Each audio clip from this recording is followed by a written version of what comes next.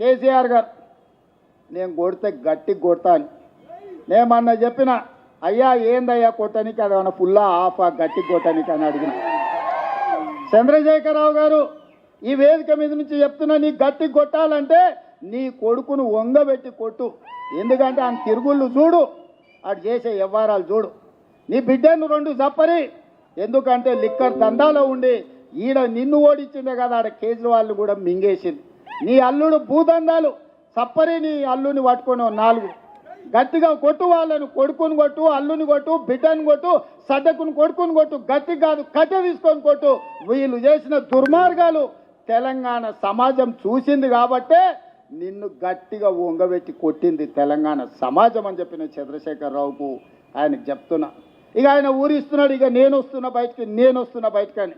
అయ్యా నువ్వు బయటకు వచ్చినప్పుడు, నువ్వు కుర్చీలో ఉన్నప్పుడే మా యూత్ కాంగ్రెస్ కార్యకర్తలు నేను బండకేసి కొట్టిరు. మళ్ళీ వచ్చేదేముంది?